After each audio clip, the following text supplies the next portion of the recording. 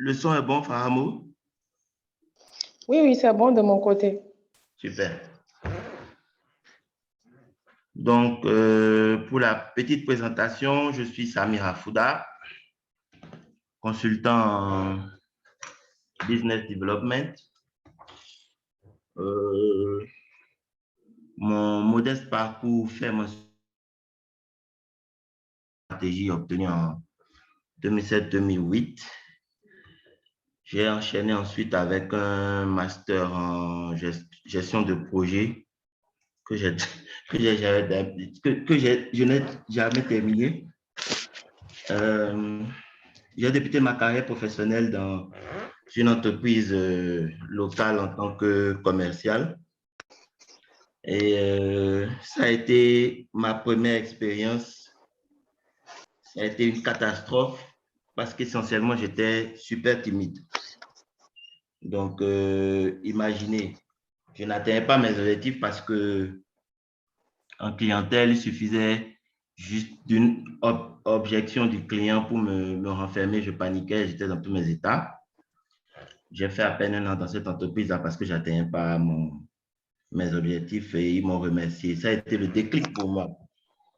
Déclic en termes de prise de conscience et de prise en main.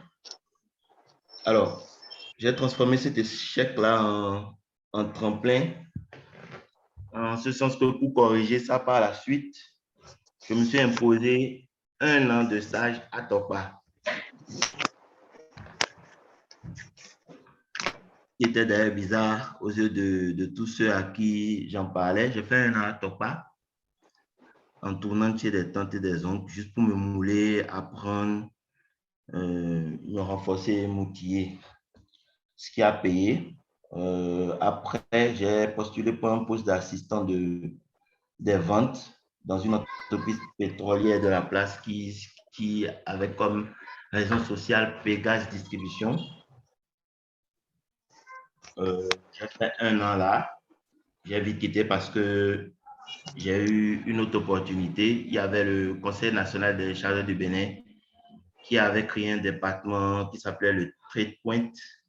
C'était du commerce électronique et ils recherchaient des gens qui avaient le profil marketing pour faire décoller le projet. Donc, j'y ai passé 4 ans.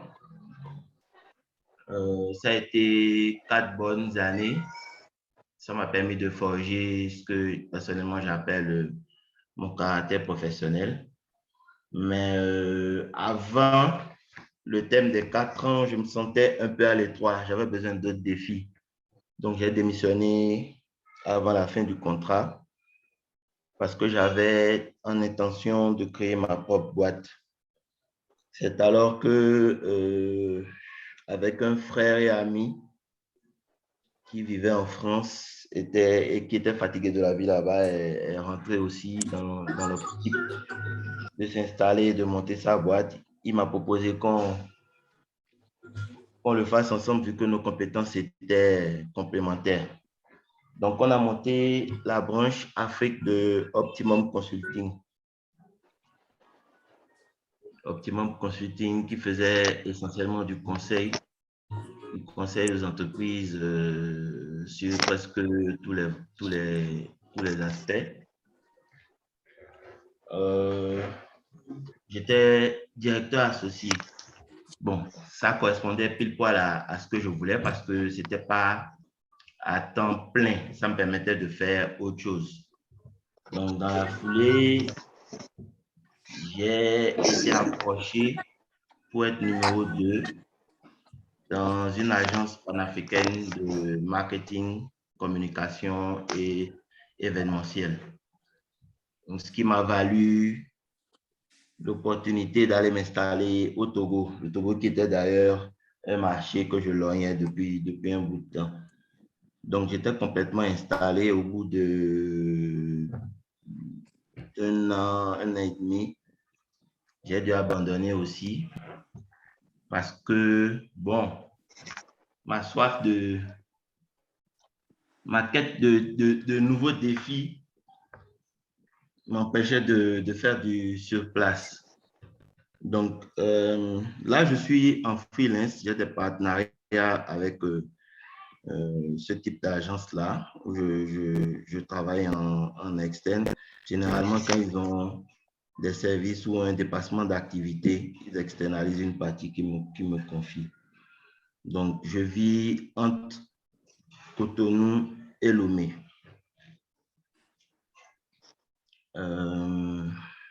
Alors, présentation.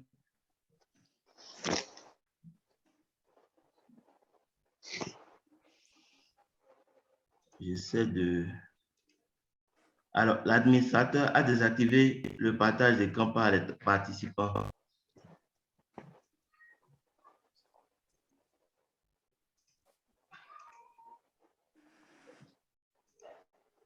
C'est bon? Tout le monde a...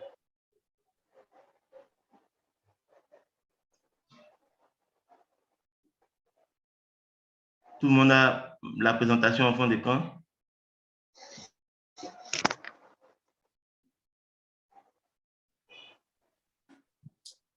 Non, pas encore. Bon, je ne vois rien pour le moment.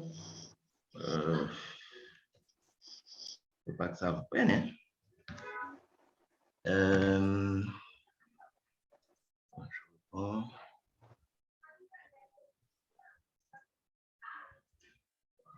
Voilà. Normalement, ça doit être bon, là. Oui, c'est bon. Oui, c'est bon. C'est bon, vous l'avez? Oui. Super. Alors, bon, le décor étant planté, on va aller au vif du sujet. Le thème qui nous lie ce soir est relatif au M-commerce, le potentiel et les perspectives au Bénin. Alors, par ce thème, j'ai nourri l'ambition de mener une étude approfondie sur le sujet au Bénin, laquelle ambition est un peu à la traîne à cause du manque de statistiques spécifiques au secteur. Mais bon, néanmoins, je me suis essayé à la chose. Donc, si vous n'avez jamais entendu parler du M-commerce, cette présentation vous est dédiée. Si vous connaissez, voire maîtrisez le sujet, cette présentation sollicite vivement et chaleureusement votre apport dans l'optique de son amélioration. Alors, il faut souligner que je l'ai voulu assez light et succinct pour ne pas beaucoup bavarder. Donc, je n'ai pas non plus la prétention d'avoir abordé tous les aspects du sujet. Raison pour laquelle, d'ailleurs, la contribution de tous est sollicitée. Alors, je voudrais que cette séance soit beaucoup plus interactive qu'autre chose. Donc, si éventuellement quelqu'un, je ne sais pas, qu'est-ce qui vous arrange? Les questions au fur et à mesure où je finis la présentation et puis on passe aux questions.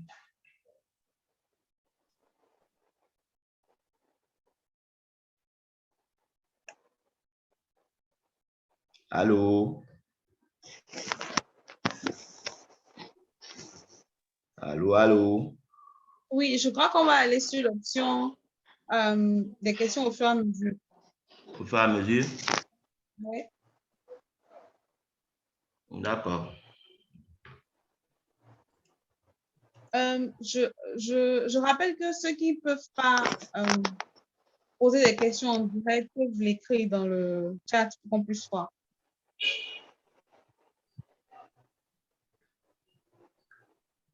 D'accord. Alors, comme je le disais tout à l'heure, j'ai voulu ma présentation assez light. On va développer 4 points. En premier, c'est d'expliquer ce de quoi il s'agit. En deuxième point, c'est de jeter un bref aperçu sur le marché du Bénin. En troisième, conclusion. Et en dernier, moi, j'avais prévu qu'on fasse cette discussion à la fin. Mais bon, on va le faire comme l'a décidé le capitaine de l'équipe.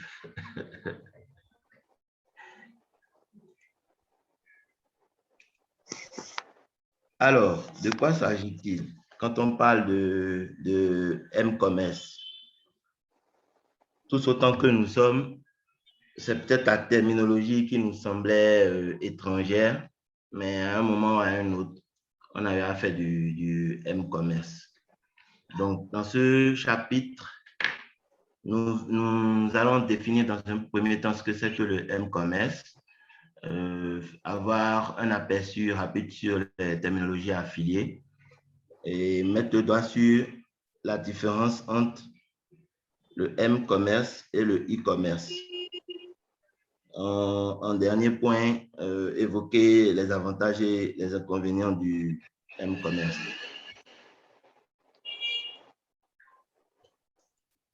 Alors, comme première définition, tirée du légendaire site définitionmarketing.com, pour les spécialistes en marketing, c'est un peu comme une référence.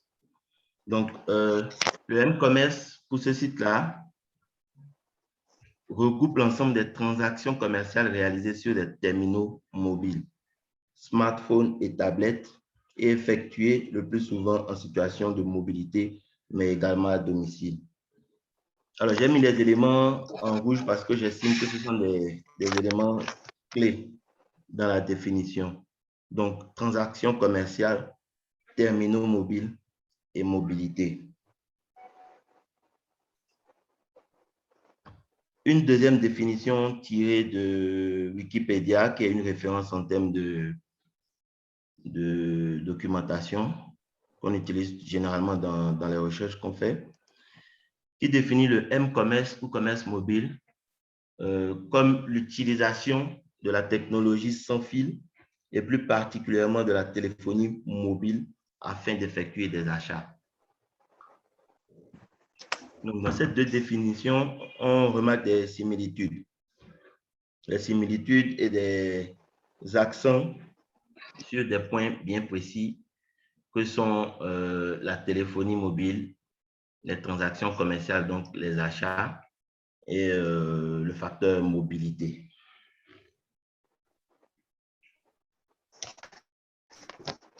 C'est bon, j'avance? Oui, je crois que quand les participants ont des questions, ils pourront demander directement. D'accord. D'accord. Alors, les terminologies affiliées au M-commerce sont le M-paiement ou le M-banking, qu'on va développer un peu plus bas. La M-publicité, également, qu'on va développer un peu plus bas. Le commerce sans fil, commerce électronique mobile, commerce électronique nomade, commerce électronique sans fil. On a également le cybercommerce mobile, le cybercommerce nomade, le cybercommerce sans fil. Alors, on va voir des points de différence entre le M-commerce et le e-commerce. Le premier point est que le e-commerce désigne toutes les transactions effectuées sur Internet. Je vais apporter la précision. Sur le fait que sur Internet, mais à partir d'un ordinateur, soit portable ou d'un desktop. Le e-commerce est historiquement plus ancien que le M-commerce. Le troisième point fait état de ce que le M-commerce est en réalité une sous-catégorie du e-commerce. Enfin, le dernier, un peu plus pertinent, est au niveau des appareils qu'utilise le M-commerce, qui sont plus facilement transportables parce que ce sont des portables, des téléphones portables ou des tablettes et sont moins encombrants que ceux du e-commerce. Les e-commerce, ce sont des laptops, comme je l'ai dit, ou des desktops. Desktop ou ordinateur de bureau.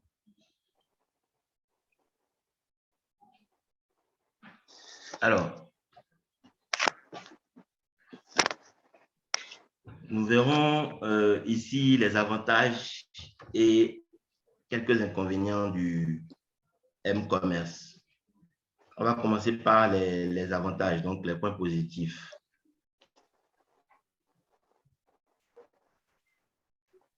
Alors, le tout premier point est une portée plus large. Une portée plus large, en ce sens que la population mondiale utilise aujourd'hui des smartphones. La population utilise des smartphones, ce qui signifie que les entreprises qui sont ou envisagent entrer dans le domaine du M-commerce seront en mesure d'interagir avec un plus large éventail d'utilisateurs et de profiter de plus de prospects potentiels.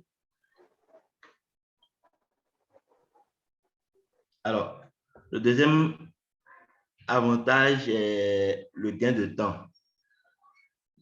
Le gain de temps en ce sens que faire des transactions via son mobile annule l'étape de la visite physique pour l'achat.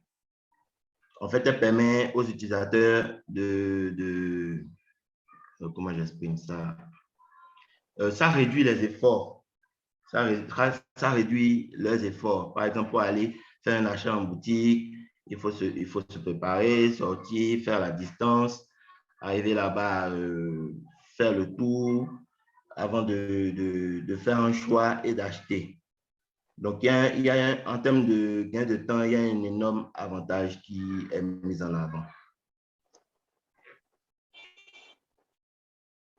Ensuite, nous avons le check-out rapide. Le check-out en ce sens que les applications aujourd'hui sont conçues de manière à rapidement passer commande. C'est-à-dire que le process est allégé entre l'étape de choix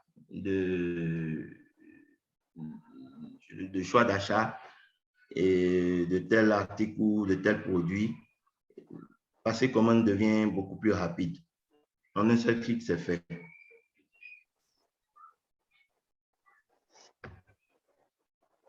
L'autre avantage aujourd'hui est que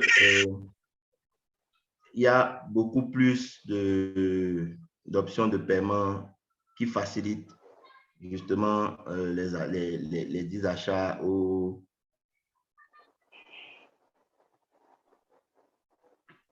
pardon, je me perdais. Alors, les options de paiement multiples évoquent quand même le fait qu'aujourd'hui, des solutions de M-commerce permettent aux utilisateurs d'avoir recours à plusieurs portefeuilles mobiles. On va voir un peu plus bas ce qu'est un portefeuille mobile. Donc, aujourd'hui, pour faire un paiement, c'est beaucoup plus rapide.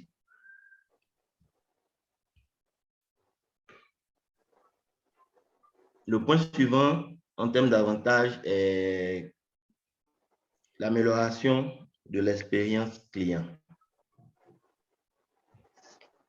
L'amélioration de l'expérience client.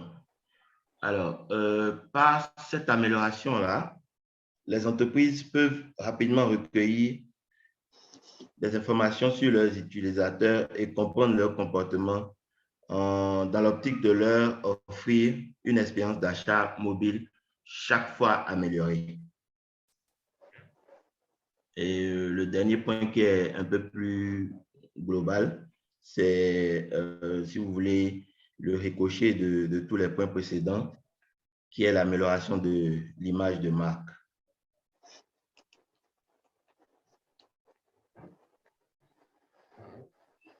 Alors, les points négatifs, le tout premier, c'est la perte de la relation client et donc la perte sur le comportement d'achat des consommateurs. J'explique.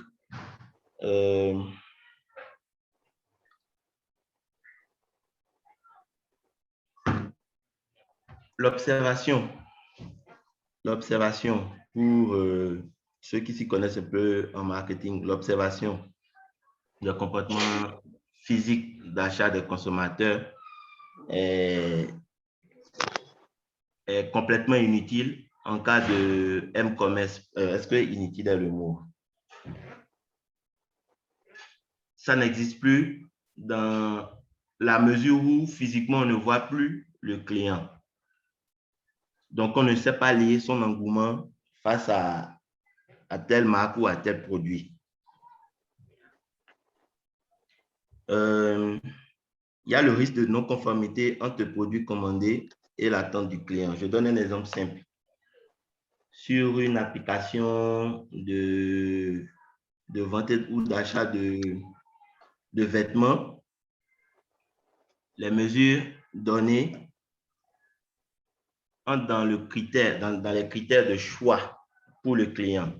Imaginez un client qui commande sur la base d'une mesure affichée et qui a la livraison, en réalité, c'était beaucoup plus grand ou beaucoup plus petit.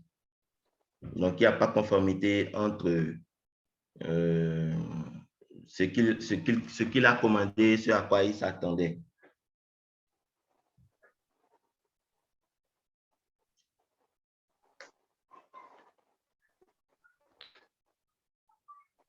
Un dernier point, les risques liés à la sécurité du paiement en ligne. Même si les procédures de paiement sont de plus en plus sécurisées, on assiste quand même à parfois des piratages de données. Et, par exemple aussi des entreprises fictives qui en réalité ne vendent rien, mais sont là pour se jouer des potentiels clients.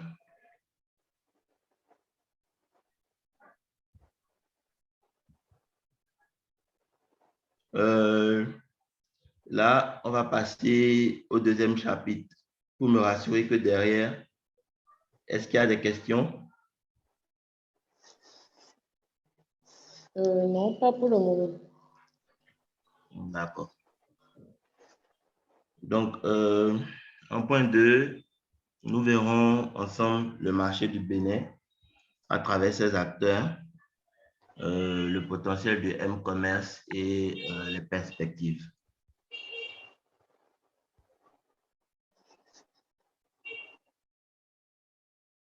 Alors, les acteurs du M-commerce. La définition traditionnelle du marché veut qu'il y ait un besoin ou des besoins auxquels des solutions seront apportées. Donc, le premier acteur, le plus important d'ailleurs, ce sont les clients. Qui dit client dit forcément besoin. Et qui dit besoin demande des solutions. Donc, en face, nous avons les commerçants qui proposent des produits ou services pour satisfaire les besoins exprimés de ces clients-là. Alors, comme on est typiquement dans le secteur du M-commerce, nous avons les opérateurs mobiles par qui sont possibles les communications, les différents échanges entre le client et les clients et les commerçants. En dernier point, nous avons les fournisseurs de moyens de paiement sécurisés. Alors, on va développer chacun des acteurs.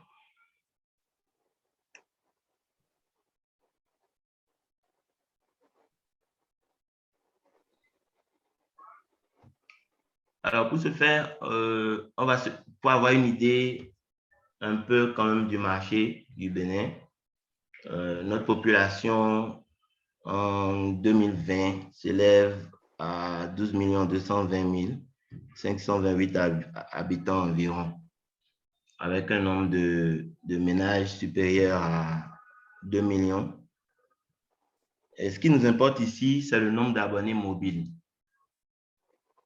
Nombre d'abonnés mobiles qui tourne autour de 11 140 891 abonnés mobiles. Il faut noter ici qu'en réalité, ça ne veut pas dire que ce sont ces 11 millions de personnes-là qui ont une SIM ou sont connectés individuellement. Il arrive qu'on retrouve des gens qui ont 2, 3 numéros. Donc, sur cette population-là, on a un nombre d'accès Internet qui s'élève à un peu plus de 8 millions de connexions. Alors, schématisé en termes de graphique, on a 91,16% de la population béninoise qui ont un téléphone mobile, qui ont un accès à la téléphonie mobile. On a 69,37% de ces gens-là qui sont abonnés à un réseau, qui ont accès à Internet.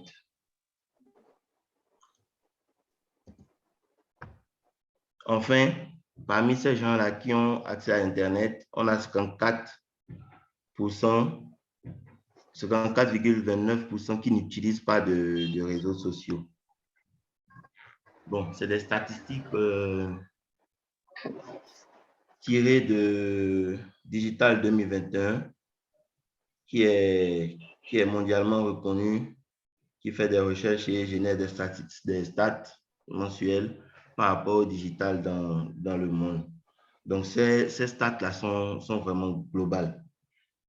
J'avais annoncé en début de présentation que ma grosse difficulté a été de n'avoir pas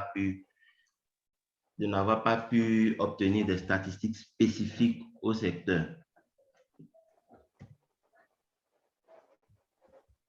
Alors, le deuxième acteur est l'ensemble des commerçants. Ce sont en général des individus ou des entreprises qui représentent l'offre de produits ou services répondant aux besoins de l'utilisateur.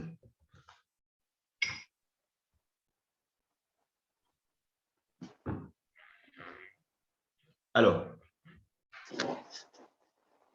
un acteur sans qui tout ceci ne serait pas possible, ce sont les opérateurs mobiles. Alors, au Bénin, depuis 2017, nous avons deux principaux opérateurs qui sont Spastel Bénin, en l'occurrence MTN, et Etisalat, en l'occurrence Move Africa. Ce sont ces deux-là qui se partagent le pack d'abonnés à la téléphonie mobile au Bénin, avec une supériorité numérique de l'opérateur MTN.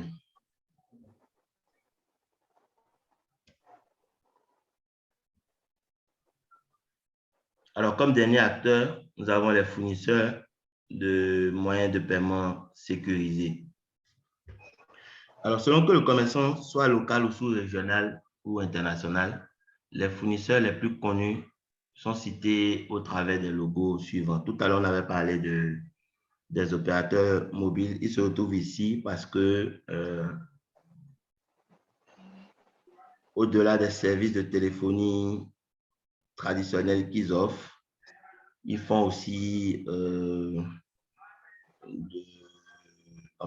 ils offrent des services financiers. Donc, on a pour l'opérateur Move, le Move Money ou Flows. Pour l'opérateur MTN, le MTN Momo. On a la plateforme Kakia Pay qui, en réalité, regroupe les deux. C'est une plateforme créée par une entreprise locale, OpenSI, qui facilite les paiements via les deux précédents cités. Bon, je crois qu'ils ont une ambition beaucoup plus large, mais la première étape commence par ces deux-là. Alors, pour les paiements internationaux, par exemple, il y a PayPal et Mastercard, Visa. Alors, la liste n'est pas exhaustive, mais En l'occurrence, j'ai évoqué les plus pertinentes.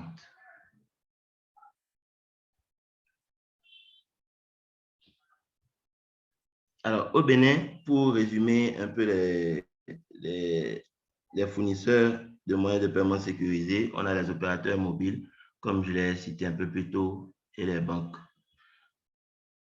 Alors, n'ayant pas de statistiques relatives aux banques, les stats relatives à l'utilisation des services financiers mobiles font état de ce que 47,15% des populations qui ont accès, enfin qui ont une ligne de téléphonie mobile utilisent des services financiers mobiles.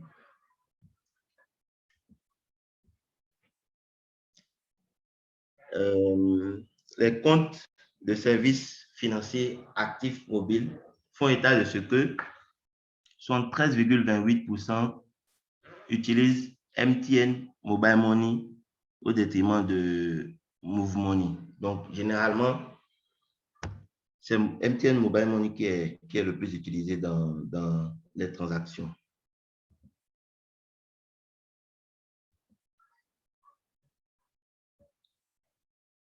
Alors, le potentiel du marché, est-ce qu'il y a des questions? Parce que là, on est en train d'aborder le potentiel. Oui, il y a quelqu'un qui a laissé qui demandait comment fait-on pour trouver les clients, si je ne me trompe. Je viens de lire. OK. Comment trouve-t-on les clients? La question est un peu vague à mon avis. Comment trouve-t-on les clients?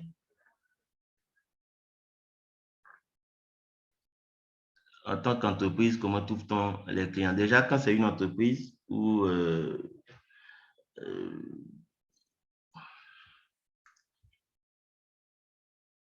c'est qui a posé la question? En réalité, il n'y a pas de nom, donc. OK. Est-ce que la personne peut reformuler la question? Okay. Parce que pour moi, c'est assez vague. Comment trouve-t-on les clients? C'est un peu général.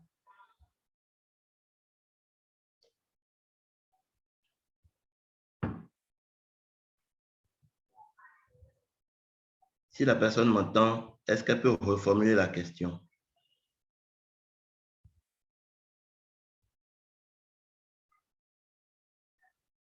Bon, en attendant,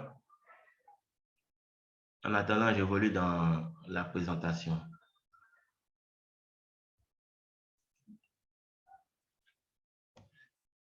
Alors, dans cette ligne-là, je voudrais évoquer le potentiel du marché. On parle de commerce mobile.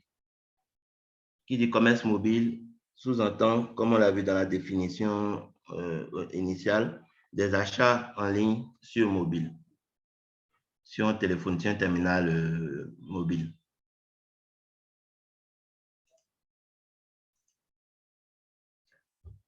Ensuite, nous avons la M-publicité.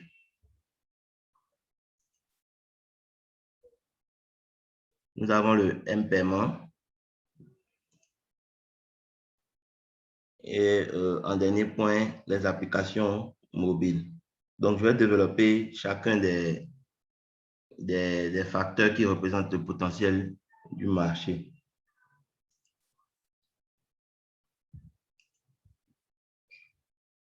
Alors, les achats en ligne.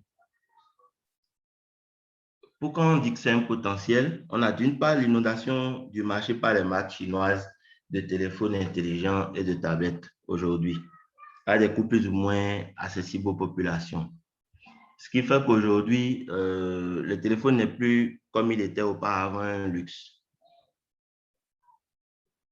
Tout le monde aujourd'hui a un téléphone intelligent. Bon, j'exagère un peu en disant tout le monde, mais c'est plus aisé aujourd'hui d'avoir accès à un téléphone intelligent.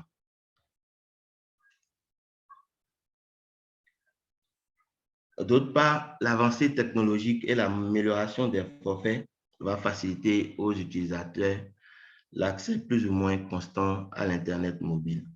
Aujourd'hui, les réseaux se livrent une concurrence pour offrir à leurs usagers des packages ou des... Pardon?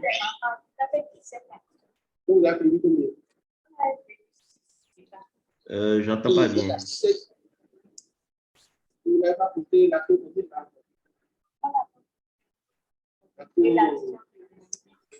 Allô? Ça semble être une erreur de manipulation.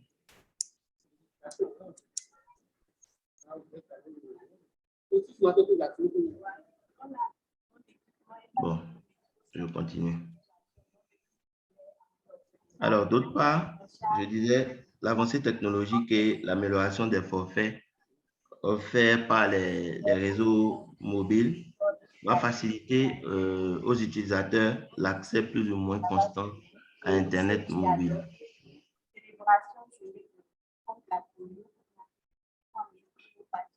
Permettez que je puisse répondre à notre ami qui a reformulé sa question. En général, comment peut-on trouver des clients? Je suppose que je vends des œufs, par exemple. Comment pourrais-je utiliser mon téléphone à mon avantage et en bénéficier? D'accord. Je vois un peu. Je peux interrompre rapidement. Monsieur Deo Gracias, veuillez couper votre micro s'il vous plaît. Je ne suis pas sûr qu'il soit... Enfin, il n'est pas Là, c'est focus. bon. C'est bon, je crois. Donc, Voilà. vous pouvez y aller. Oui. D'accord. Alors, Monsieur iPhone, je suggère qu'à la fin, on puisse en discuter en long et en large. Je suggère qu'à la fin de la présentation, je puisse répondre à votre question. Parce que là, on entre déjà dans un volet pratique. Donc, pour continuer avec le potentiel du marché, il y a la possibilité qu'offrent certains sites ou applications de faciliter la recherche et la comparaison d'informations liées à tout type de produits, dans l'ordre de faciliter la décision d'achat. Auparavant, pour acheter un produit, le client fait ce qu'on appelle une recherche d'information. Il cherche des gens qui ont déjà fait l'expérience de ce produit-là. Donc, il pose des questions. Est-ce que, en termes de durabilité, c'est un produit qui tient dans le temps? Est-ce que, en termes de coût, ça présente des avantages? Ce genre de questions-là, et auparavant, aujourd'hui, c'est beaucoup plus rapide parce qu'il y a des sites justement qui sont spécialisés où il suffit d'insérer le type de produit que vous recherchez et vous avez une multitude d'avis là-dessus avec des comparatifs avec des produits similaires ou des marques du même type de produit.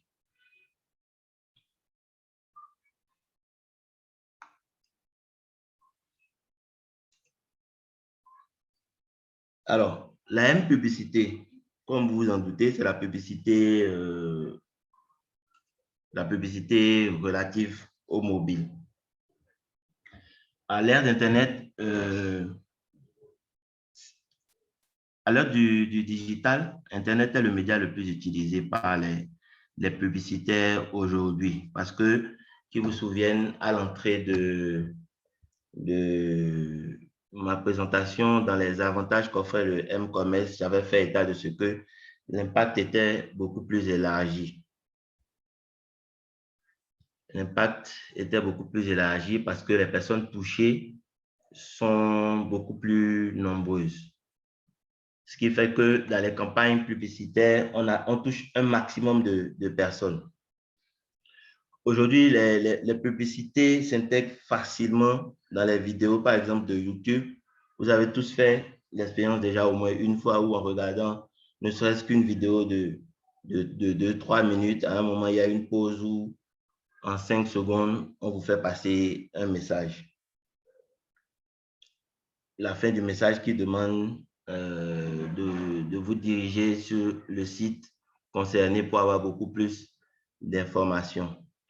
Aujourd'hui, presque tous les réseaux sociaux font ce type de manœuvre-là, justement, dans l'optique de capter l'attention de l'audience qu'ils visent. Donc, la M-publicité, quoi qu'on dise, représente un potentiel à exploiter en termes de M-commerce.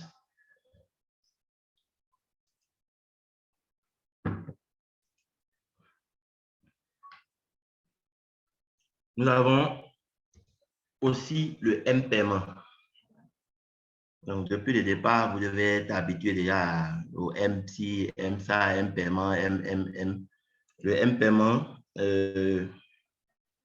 qui se veut être un enjeu majeur aujourd'hui pour les banques. Beaucoup d'entre elles ont compris l'intérêt et développent des actions en ce sens. Déjà, pour elles-mêmes, ça présente plusieurs avantages.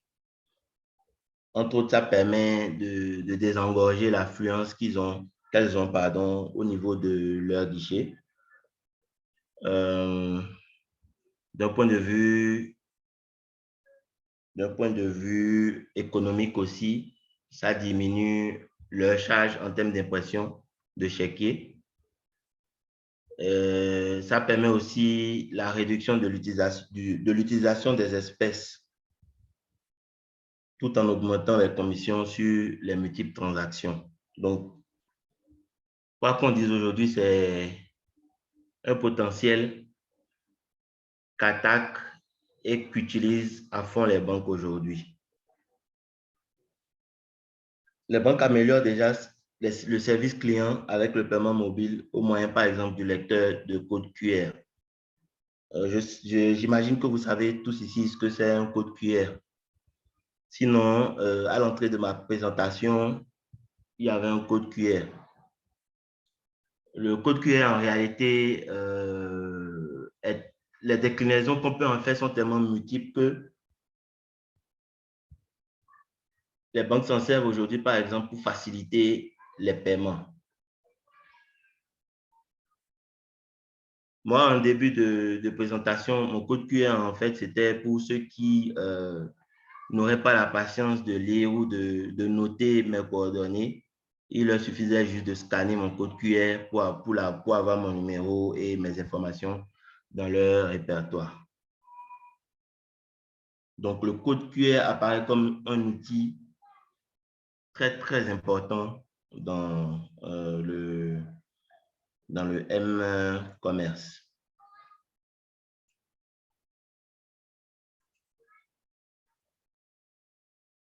Alors, comme dernier facteur du potentiel du marché, nous avons les applications mobiles. Alors, ce qu'il faut savoir des applications, en réalité, ce sont des logiciels, mais utilisables, exécutés sur des smartphones et des tablettes. Quand c'est sur ces deux supports-là, on parle d'application. Mais quand c'est sur un ordinateur, on parle de logiciel. Donc, les applications permettent aussi de faire la publicité d'une marque, par exemple. Si elle possède la géolocalisation, elle peut avoir la faculté d'attirer les différents utilisateurs à venir sur le point de vente s'il en a un. Et, pardon, sur le point de vente s'il y en a.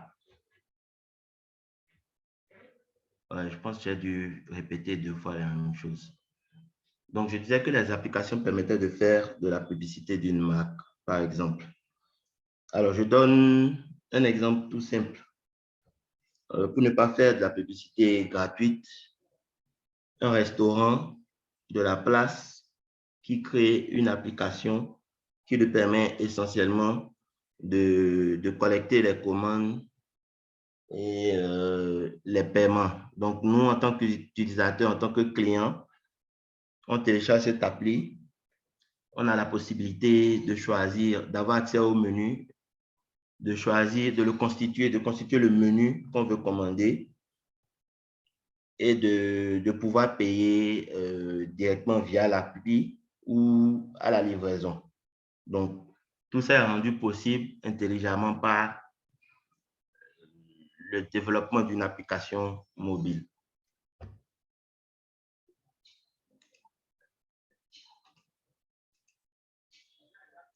Alors, les perspectives du M-commerce. En réalité, au Bénin, je ne voudrais pas dire qu'on est en marge de tout ce qui se fait dans le monde, mais sans avoir des statistiques assez fiables sur lesquelles se baser et faire des affirmations, je pense qu'en termes de perspective, il y a un élan de, comment j'appellerais ça, il y a un élan d'engouement face aux facilités dans les transactions et la simplification des opérations qu'offre le M-commerce.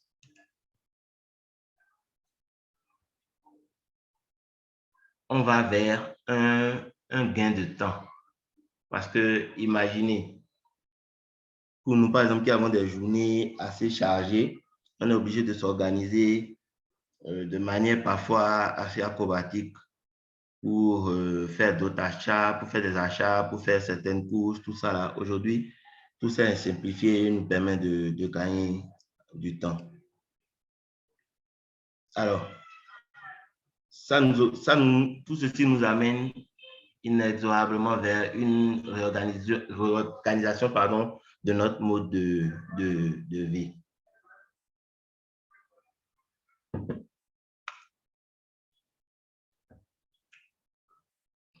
Comme perspective, on entrevoit déjà la création, le développement de certains corps de métier.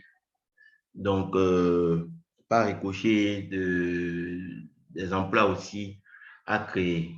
Par exemple, pour créer des applications, il faut des développeurs, des programmeurs pour écrire les programmes de ces applications-là, des web designers. Parce que ce qu'il faut retenir aussi aujourd'hui, la plupart des sites Internet prévoient les options, les déclinaisons mobiles, donc pour portable.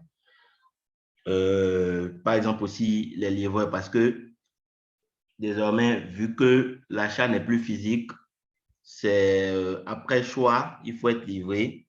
Il y a assez de sociétés qui offrent des services de livraison qui voient le jour et se développent de plus en plus. Bon, la liste n'est pas exhaustive. En termes de perspective, à mon humble avis, le développement du secteur sera de manière exponentielle. Parce que de plus en plus, on prend goût à ce type de passation de commandes, à ce mode de transaction. Personnellement, j'entrevois un développement du secteur de manière exponentielle. Alors, en dernier point, je fais état de l'impact de la COVID-19, en ce sens que le M-commerce vient répondre de manière efficace aux restrictions liées à cette pandémie-là. Ça évite d'aller tout le temps en boutique, même si ce n'est pas encore complètement le cas, d'aller en boutique, d'aller faire des achats physiques, côtoyer des gens dans les rayons, toucher les articles qui ont été touchés par plusieurs personnes. À partir de son terminal mobile, si le commerçant indexé a un site internet ou une application via laquelle on peut passer commande. Je pense qu'en termes de perspective, vu aussi que beaucoup d'entreprises prennent conscience de ce potentiel, de cette opportunité-là. Ils se retrouvent de plus en plus sur les réseaux sociaux et mettent en avant les applications et les moyens par lesquels on pourrait entrer en contact avec eux pour effectuer une transaction. Bon, à mon humble avis, par honnêteté intellectuelle, ce sont les 6 perspectives qui me viennent à l'esprit. Donc, j'attends de vous que vous puissiez mettre la main à la pâte et contribuer à ce qu'on ait des inputs pour qu'au finish de cette présentation, on ait un truc assez béton.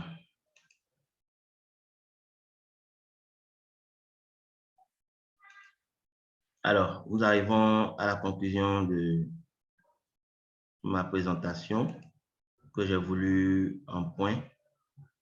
Le premier point, on est d'accord que le développement des nouvelles technologies, la vente des tablettes et des smartphones a considérablement explosé. Les smartphones et les tablettes font partie intégrante de la vie quotidienne de la nouvelle génération. Par nouvelle génération, j'entends la génération Z. En termes de classification, on a 3 types de générations. La génération X, la génération Y et la génération Z. La génération X est celle de nos parents, c'est-à-dire celle qui se retrouve dans la fourchette de 1960 à 1980, qui ne connaissaient pas forcément, enfin, qui ne connaissent pas, je dirais qu'ils ne connaissaient pas parce qu'alors, il n'y avait pas encore Internet pour eux. La génération Y est la nôtre, c'est-à-dire celle entre 80 et 2000, qui a côtoyé les premiers cyber, qui a côtoyé les premiers GSM, qui a côtoyé les premières connexions Internet, que ce soit filaire ou mobile. Et la génération la génération Z est celle après 2000, qui en réalité n'a connu que ça, qui n'a connu que Internet, qui n'a connu que l'avènement des sites, les applications et tout ce qui va avec. Donc, en troisième point, j'ai évoqué le fait que le M-commerce peut être une source efficace d'optimisation de vente s'il est bien utilisé. Ce point concerne d'ailleurs la question qui a été posée par notre ami à laquelle je me ferai le plaisir de répondre tout à l'heure. Les développeurs publicitaires ont aussi leur place dans ce domaine où ils peuvent toucher un large public. Les marques peuvent aussi améliorer leur process de fidélisation. Le M-commerce est bien plus qu'une source de développement efficace, mais également une source de développement fondamentale. Parce qu'aujourd'hui, quand on dit le téléphone portable est au cœur de tout ce qu'on fait.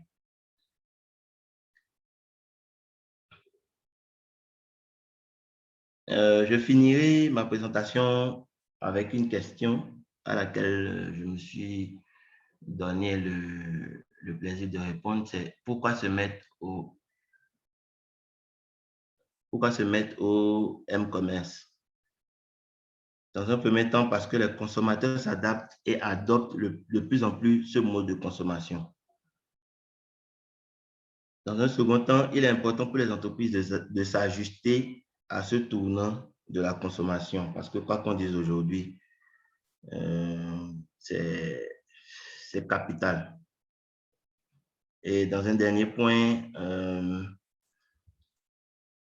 la création et le développement de métiers liés à ce type de commerce-là et par ricochet les emplois qui vont avec. Bon, j'ai beaucoup bavardé. J'espère juste que je me suis fait comprendre. J'espère que j'ai eu l'attention de la plupart, que je n'ai pas beaucoup ennuyé.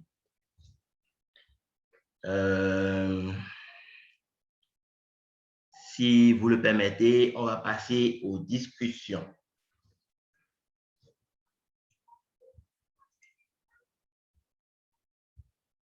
Allô?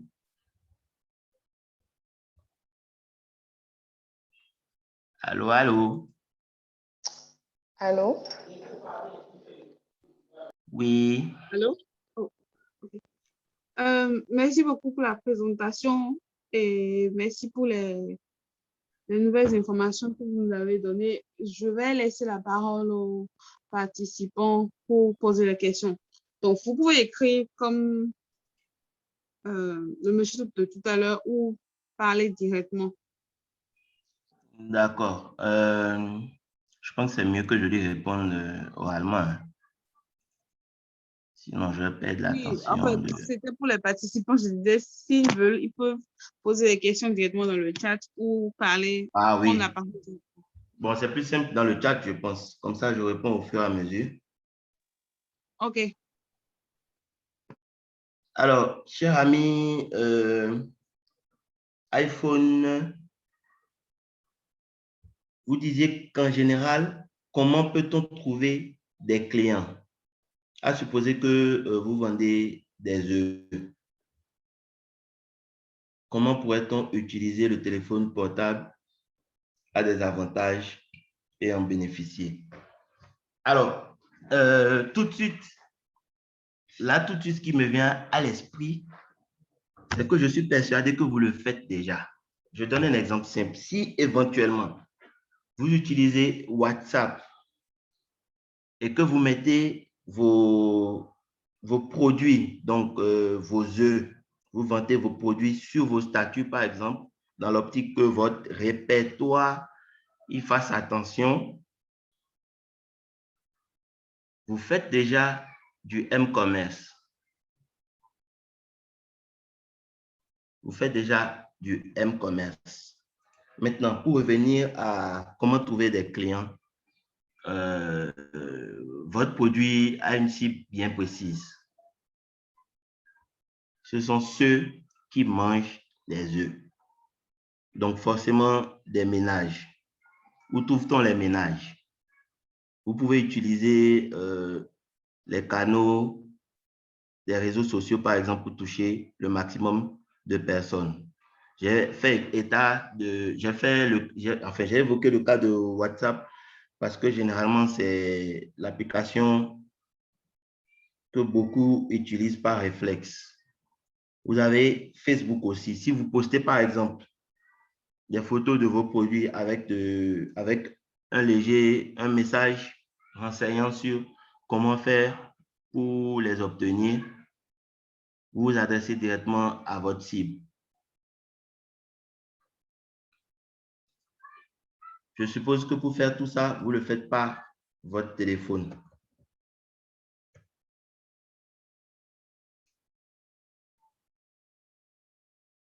Donc, le simple fait d'utiliser les réseaux sociaux, déjà photographier vos produits via votre téléphone, les mettre en ligne avec un message, un argumentaire assez attrayant pour intéresser tout au moins tous ceux qui le liront. L'objectif dans ce cas-là est de susciter l'engouement, pour qu'ils fassent une première expérience d'achat de vos produits, quitte à ce que derrière vous fassiez le travail nécessaire pour les satisfaire au mieux. Est-ce qu'il est encore connecté? Est-ce que j'ai répondu à votre question?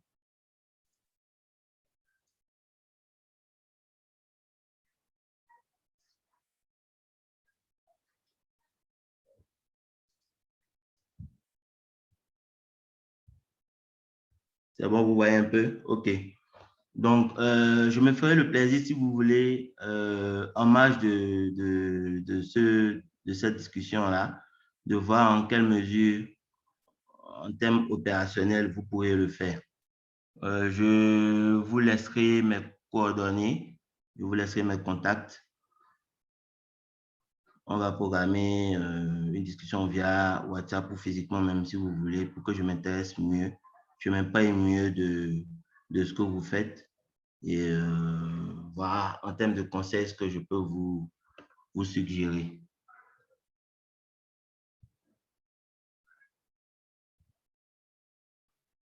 Donc, ce que je vais faire, je vais remettre la première page pour que vous ayez mes coordonnées.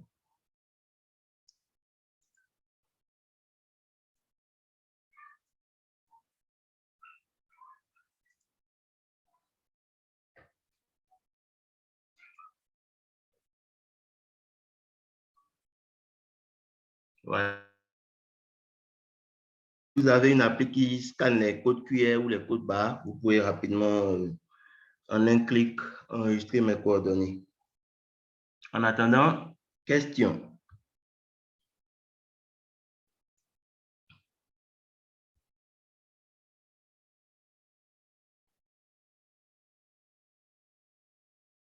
S'il n'y a pas de question, c'est qu'il y a un problème. Hein?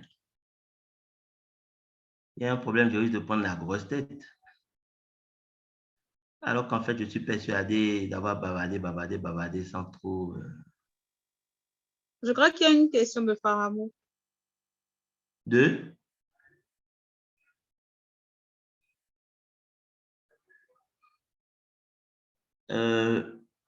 Vous pouvez répéter là, je n'ai pas entendu. Il y a 2 questions dans le chat de Pharamo. OK. D'accord. Dans le chat...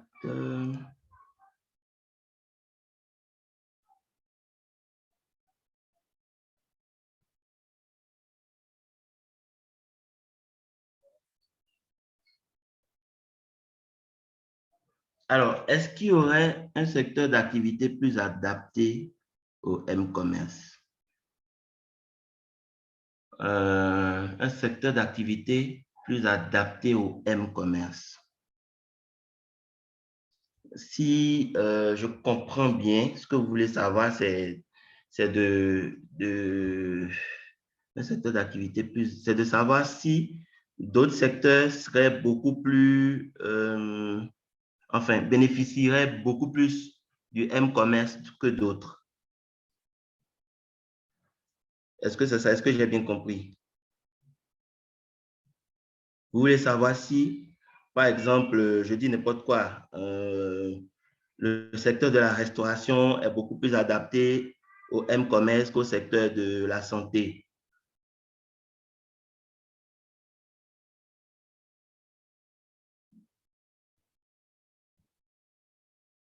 Pharamo, est-ce que ma question cadre, enfin ma reformulation cadre avec votre préoccupation? Oui, oui, c'est ça. C'est ça? Oui. Bon. A priori, je dirais oui. Je dirais oui. Pourquoi? Parce que sur la base d'un exemple simple, secteur d'activité beaucoup plus adapté. Alors, je vais rester sur mon exemple d'une entreprise qui fait de la restauration. Un comparatif entre une entreprise qui fait de la restauration et un comparatif avec une entreprise qui est dans, je dis n'importe quoi, le développement personnel. Déjà, en termes de cible, est-ce qu'on est d'accord que il y a, en termes de cible, l'un qui est beaucoup plus large que l'autre?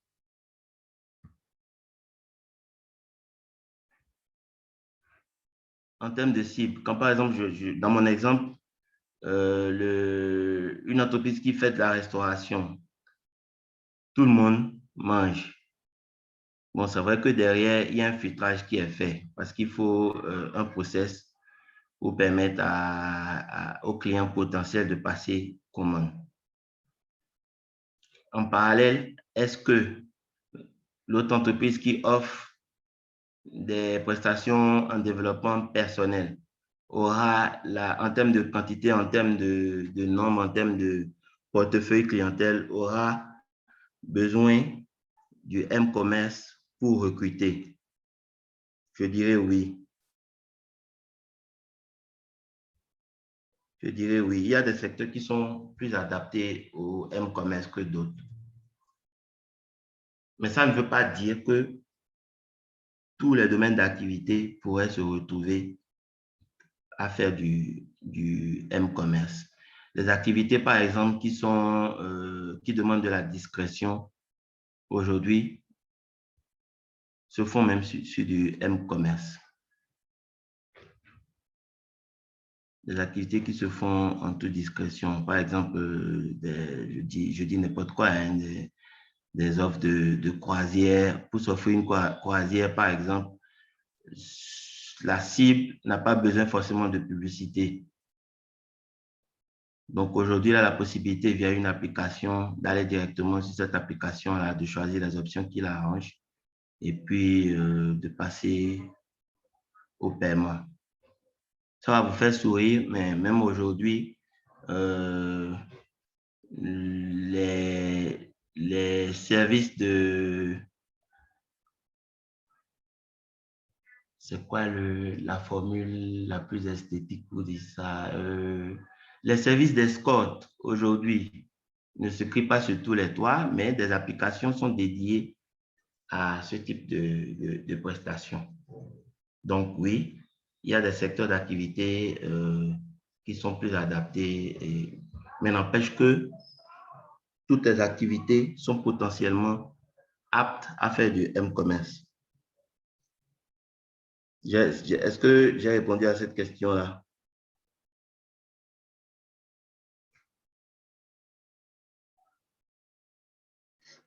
Oui, oui.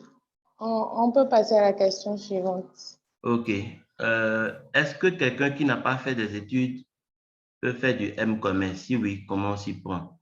Ça, tout de suite, je vous dis oui. Je donne un exemple simple. Aujourd'hui, nos mamans du marché qui ne sont pas allés à l'école savent utiliser WhatsApp. J'étais surpris, pas plus tard qu'avant-hier, de constater lors de ma visite à ma mère que la dame qui lui vendait des fruits et légumes via l'application WhatsApp, même si elle ne sait pas lire et écrire, envoyait des voice notes pour lui expliquer qu'elle avait tel type de produit en telle quantité, elle avait un arrivage et que si ma mère était intéressée, voilà. Donc, pour lui montrer, pour lui permettre de toucher quand même d'un point de vue qualité, fraîcheur de ces marchandises, elle lui a envoyé des photos. Ma mère lui a envoyé un livreur, elle a commandé et lui a envoyé un livreur pour récupérer les marchandises. Donc oui, je pense que quelqu'un qui n'a pas fait des études peut faire du M-commerce. Sauf que ça va se jouer à quelques réflexes près. Quelques astuces pour avoir plus de clients avec le M-commerce. Quelques astuces. Alors, c'est définitivement la M-publicité qui va servir à ça. Il faut maximiser les campagnes de pub. Une campagne de publicité est efficace lorsque vous l'adressez directement à votre cible. Donc, indépendamment du type de produit que vous commercialisez, la question à se poser en premier lieu, c'est de savoir où est-ce que je trouve ma cible. En l'occurrence, ma cible utilise un téléphone intelligent et va sur Internet. Ça veut dire qu'en parallèle, il utilise des réseaux sociaux. L'important est de savoir lesquels. Mais même dans l'optique de maximiser les actions, il faut aller vers les réseaux sociaux les plus connus, les plus utilisés actuellement. On a Facebook, on a Instagram, on a, Twitter. Je trouve que Twitter, quand même, ça fait un peu plus intello. Tout le monde n'utilise pas Twitter. Donc, en fonction du réseau social, il faut voir celui qui est plus adapté à votre cible. Je serais un peu plus précis si je savais déjà de quel type de produit on parle. Pharamo, est-ce que vous pouvez me préciser de quel type de produit on parle?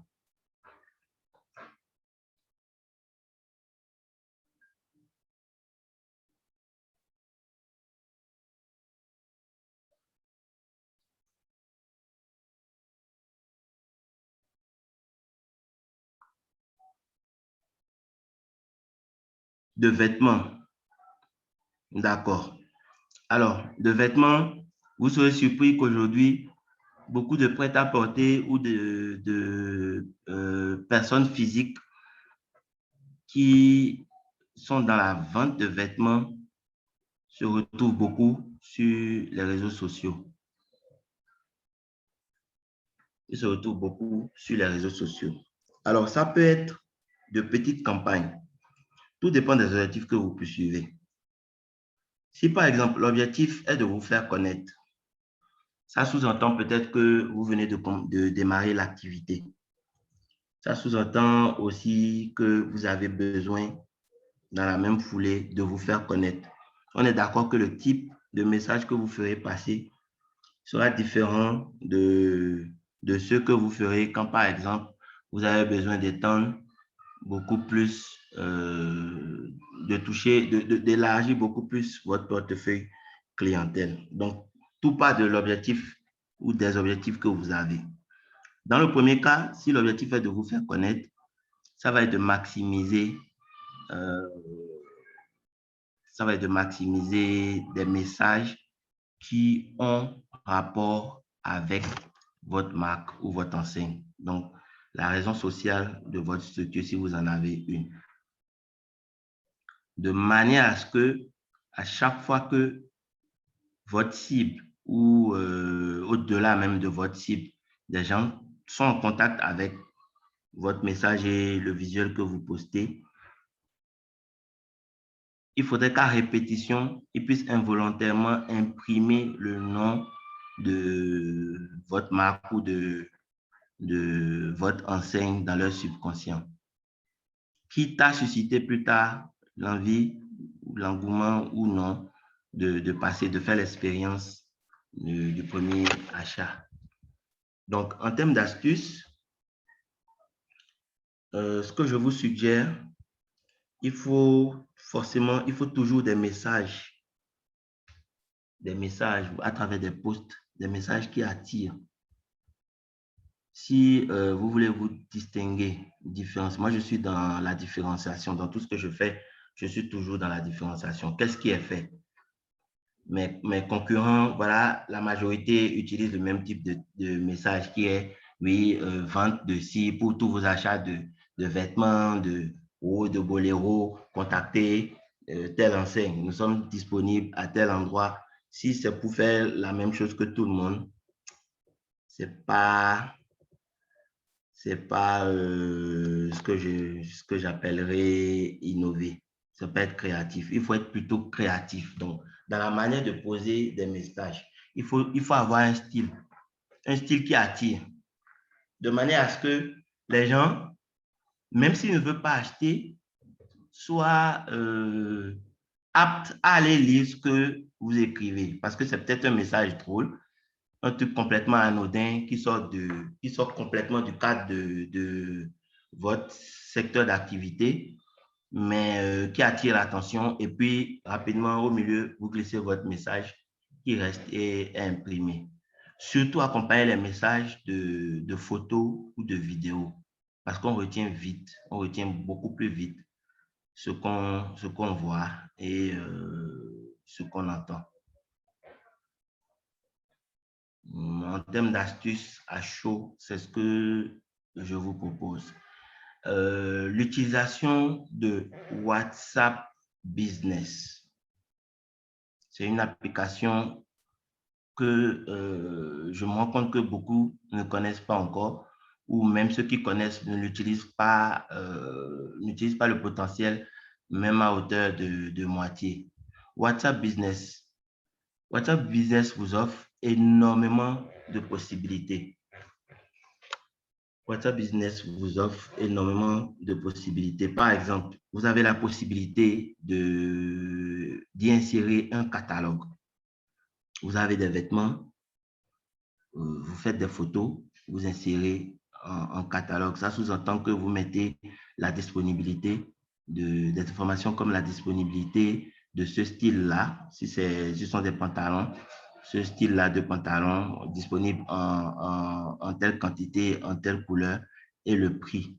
Donc, quand vous faites ces insertions-là, quelqu'un qui est dans votre liste de contacts peut consulter ce catalogue-là et décider de programmer son achat ou de passer systématiquement commande.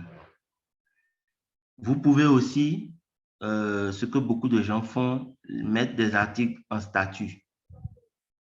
Vous mettez des articles phares, c'est-à-dire que vous savez que dans le stock que vous avez, il y a tel ou tel modèle qui part très vite. Donc, en fonction du message que vous mettez, vous allez emballer le plus de clients. Mais là, on parle de vos clients actuels parce que ça sous-entend déjà que vous aviez une base de données qui se retrouve dans votre répertoire et qui a accès justement à ces statuts-là. Maintenant, pour élargir, si vous voulez faire une campagne de com visant à soutenir de la prospection, je ne vois que les réseaux sociaux pour le faire. Maintenant, vous pouvez en parallèle aussi lancer des campagnes, des mini-campagnes de prospection. C'est-à-dire que vous identifiez des gens qui, selon vous, correspondent à votre cible. Vous rédigez justement de petits messages avec des photos à l'appui ou simplement vous mettez dans le message un lien donnant accès à une plateforme sur laquelle ils peuvent consulter votre catalogue. Aujourd'hui, il y a plein d'applications qui le font. Il y a plein d'applications, il y a plein de sites Internet aussi qui le facilitent. Donc, ça évite que le message soit lourd parce qu'il faut reconnaître qu'aujourd'hui aussi, on ne prend pas la peine de lire les messages longs. Donc, en peu de mots, pouvoir dire ce que vous faites, comment le procurer et qui contacter en cas de besoin, avec un lien indiquant si éventuellement la curiosité veut être poussée plus loin, le lien pourrait permettre d'avoir accès justement au type de produit que vous vendez. C'est bon? Ai-je répondu à votre question? Ah oui, il y a une autre question. Quelle astuce pour avoir plus de clients avec le M-commerce? C'est la question. Oui, je crois que j'ai répondu. Faramo, est-ce que j'ai répondu à votre question? Ou vous avez besoin de plus de...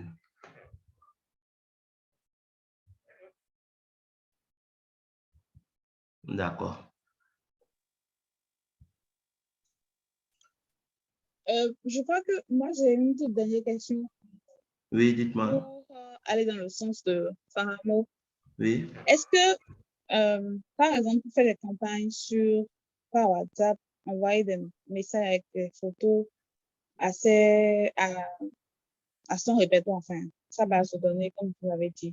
Oui. Est-ce qu'il y a une fréquence donnée? Est-ce qu'à un moment donné, ce n'est pas un peu spammer les gens? Parce que c'est quand même les articles que vous vendez, je suppose que vous envoyez dans la même semaine 4 fois, Voilà.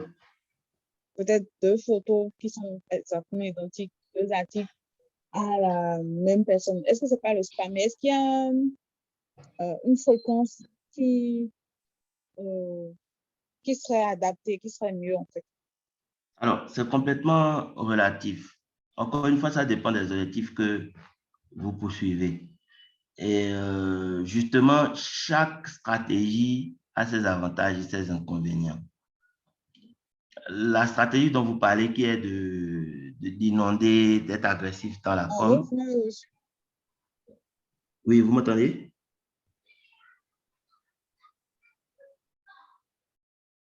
Vous m'entendez là? Oui, oui. Alors, je disais que chaque stratégie a ses avantages et ses inconvénients. Si vous décidez d'être agressif dans votre comme vous l'avez évoqué tout à l'heure, Vous êtes là? bombarder.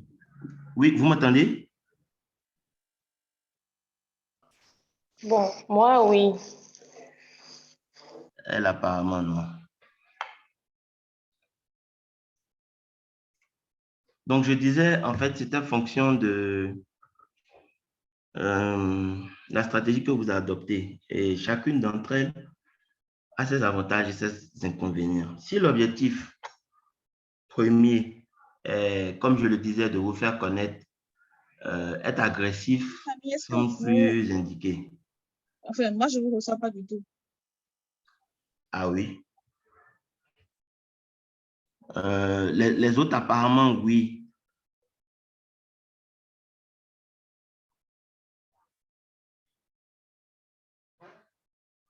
Est-ce que Fahamou m'entend, par exemple? Oui, très bien. Est-ce que Sandra m'entend, par exemple? Oui, oui, je suis là. Bon, donc, Amos, apparemment, c'est un problème à votre niveau. Est-ce que Amos m'entend? Je crois que c'est bon maintenant. C'est bon maintenant? Oui.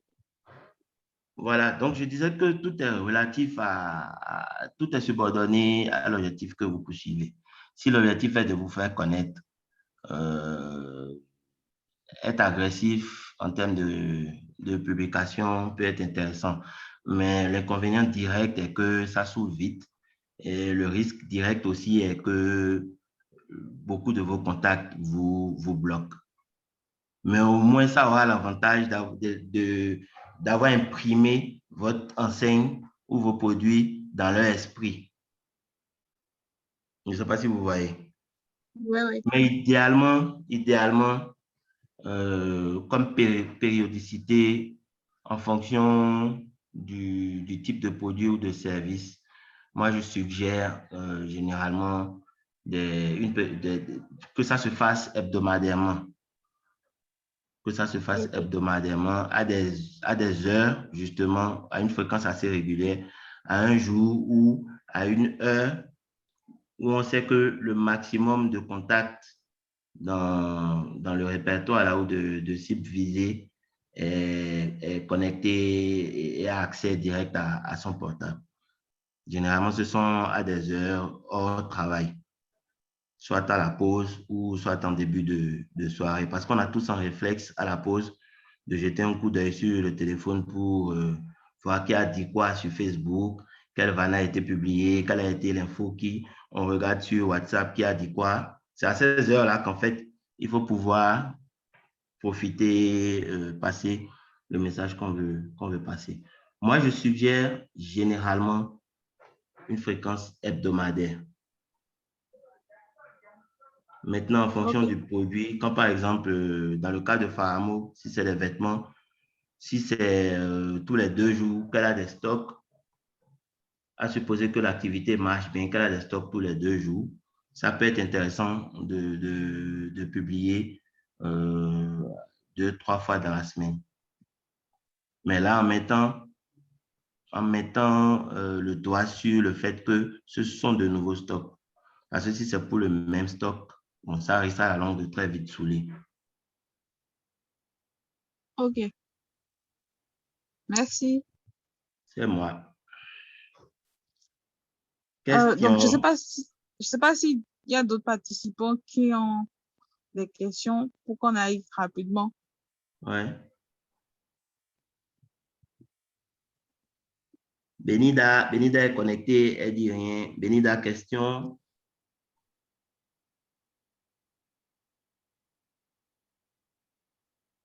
Est-ce que Benida a des questions?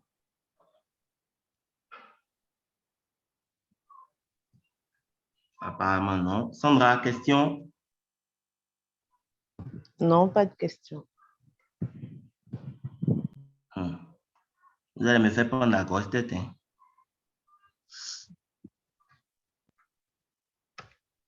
Ah, OK. Donc, c'est Benida qui était iPhone. D'accord. Donc, Benida, comme j'ai dit, vous avez mes coordonnées, vous pouvez m'écrire en offre pour qu'on va ensemble. On va caler un timing où je suis un peu libre pour qu'on discute de long en large. Normalement, ça vous devait être facturé, mais on va dire merci à Etrilabs qui a favorisé le contact. Donc, Ok, dites merci à Etrilabs d'avance qui m'a fait fermer les yeux sur un service que normalement je devrais facturer. je profite pour rappeler à tous ceux qui sont connectés que actuellement avec Trilabs, on offre un nouveau service qui permet de relier je dirais les alumni qui ont déjà de l'expérience, que ce soit dans le design, le marketing, l'entrepreneuriat, le développement web, et pas novices, mais des entrepreneurs qui aimeraient avoir des conseils, qui aimeraient avoir un regard plus, enfin, poussé sur un avis plus poussé sur leur business, voilà, de se mettre, de leur parler directement, de pouvoir communiquer avec eux, de pouvoir avoir leur retour. Donc là, je vais mettre le lien dans le chat pour que tout le monde puisse avoir accès et je vous recommande de vous inscrire et voilà. Quand vous vous inscrivez, vous allez voir directement ceux qui sont déjà là, ce qu'ils font, leur background et aussi pouvoir leur écrire via leur mail ou par les réseaux sociaux, en précisant bien sûr que vous avez eu leur mail à tel endroit et que voilà, vous avez besoin de tel ou tel. C'est assez, je dirais, c'est un outil qui permettra de pouvoir relier les entrepreneurs et les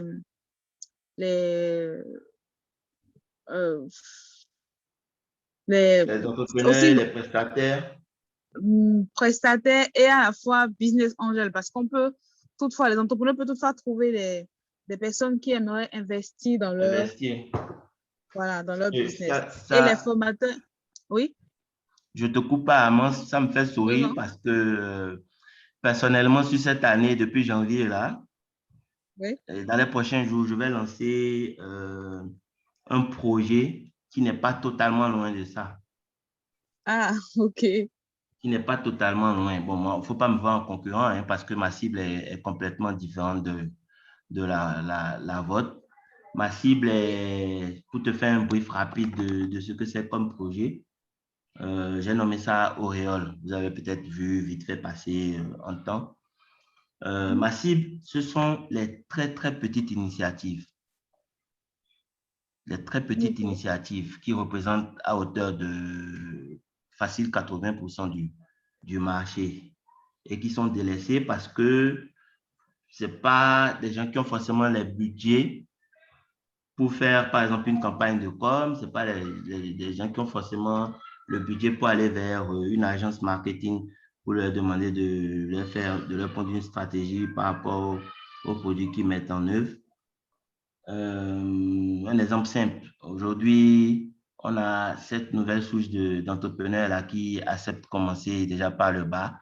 C'est par exemple faire je dis n'importe quoi, hein, de la bouillie en pot, livrable sur commande. Il faut commander avant 8 heures ou commander depuis la veille.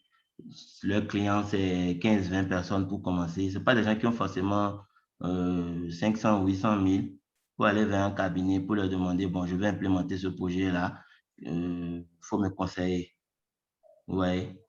Donc, c'est de pouvoir rendre accessible un ensemble de services là à ces entreprises. Et ça demande forcément en parallèle d'avoir des prestataires qui acceptent le faire, même si c'est de manière générale, qui acceptent de faire. Donc, moi, en réalité, je sers d'intermédiaire entre eux. Votre projet pourrait m'intéresser dans la mesure où, oui, je pourrais entrer en contact avec déjà des spécialistes dans chaque domaine. J'en vise trois principalement. J'en vise dans le domaine de la com, dans le domaine des finances et puis dans le domaine de quoi? De la com, financier, ça m'échappe le troisième, je suis fatigué. Bref, c'était pour soutenir un peu l'initiative. Je pense que je vais m'inscrire et puis voir Ok, l'avantage que je peux oui, en donc, tirer. ouais, ça sera bien si vous vous inscrivez parce que, hormis ça, vous pouvez aussi faire voilà, vos compétences en étant consultant pour une entreprise qui pourrait vous Oui, contacter. Voilà. Donc, absolument. c'est un Je vois peu le ça, plan. ça profite à tout le monde en fait. Oui, absolument. Donc, merci beaucoup. Si il y a peu de questions, mis d'abord, je crois qu'on va clôturer la session. Et je dirais merci de nous avoir accordé votre temps. Merci pour tous les astuces et tout ce qu'on a appris de nouveau aujourd'hui. Mais merci plutôt à vous de m'avoir fait quitter ma zone de confort. J'ai un problème avec les caméras ou le public, en fait. Mais là, je viens de franchir un cap, un dépassement de moi que je ne connaissais pas. Puis individuellement, moi, devant le client, personnellement, il n'y a pas match. Mais quand ça commence à être 15, 20 personnes, ou un certain nombre de personnes, surtout des étrangers, des gens que je ne connais pas, ça me suit un peu. Le stress, le souci de bien faire les choses, à vouloir tout bien faire, je garde généralement tout. La présentation, là, OK. par exemple, tout seul ou devant des gens connus, je l'aurais faite le doigt dans le nez, même en dormant, mais avec la pression de « Ouh là là, faut pas que je dise de bêtises, faut pas que là ». Je deviens assez... Donc, merci d'avoir contribué à m'avoir fait sortir de ma zone de confort. Je pense que je vais multiplier d'ailleurs ce type de travaux-là. Ouais, j'espère qu'on vous aura sur une autre session très rapidement. Ah, j'espère que vous allez me faire appel maintenant là, maintenant que je suis aguerri. OK. Donc, OK, donc merci à merci. tous ceux qui ont suivi, qui ont prêté Ouais. attention, qui ont prêté oreille à tout ce que j'ai dit ici. Merci à Etri Labs. Merci à tous ceux qui ont voulu être là mais n'ont pas pu, qui certainement verront la version enregistrée. Oui, c'est ce que j'allais dire, que la version enregistrée, enfin, tout ce qu'on a fait comme session cette année a été enregistré et est disponible. Et donc, il suffit de Ouais, vous inscrire pour voir, en fait. voilà. OK, Donc, donc merci beaucoup et bon week-end à tous. merci, bon week-end à tous. Merci. Merci.